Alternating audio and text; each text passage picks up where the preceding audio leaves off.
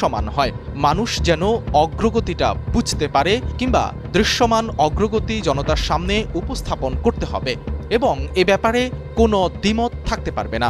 সব মিলিয়ে ক্যাবিনেট সদস্যদের তৎপরতা বাড়ানোর নির্দেশ দিয়েছেন তিনি। রাজনৈতিক দলগুলোর সঙ্গে নিবিড় যোগাযোগের ওপর গুরুত্ব আরোপ করেছেন প্রধান উপদেষ্টা। তিনি রাজনৈতিক দলগুলোর সঙ্গে নিয়মিত বসা এবং বিভিন্ন বিষয়ে মত বিনিময়ের ইচ্ছা ব্যক্ত করেছেন। ডক্টর মোহাম্মদ ইউনূস মনে করছেন, পলিটিক্যাল পার্টিগুলোর সঙ্গে সরকারের কোনো ধরনের বিচ্ছিন্নতা কাম্য নয়। পাশাপাশি পার্টিগুলো আন্দোলনের নামে জনভোগান্তি কমাতে দায়িত্বশীল আচরণ করবে। প্রধান উপদেষ্টার তৃতীয় শর্তটি তাৎপর্যপূর্ণ। তিনি মনে করেন, সেনাবাহিনীকে রাজনীতিতে নাক গলানো বন্ধ করতে হবে। ডিসেম্বরের মধ্যে নির্বাচনের বক্তব্যে ডক্টর ইউনূস কিছুটা বিরক্ত হয়েছেন, যা বলাই বাহুল্য।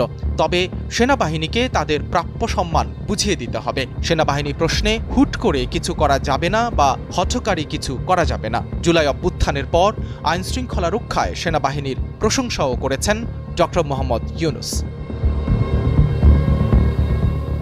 দেশের সকল রাজনৈতিক দল ও পক্ষকে সহনশীল আচরণ করার অনুরোধ করেছেন প্রধান উপদেষ্টা ডক্টর মোহাম্মদ ইউনূস।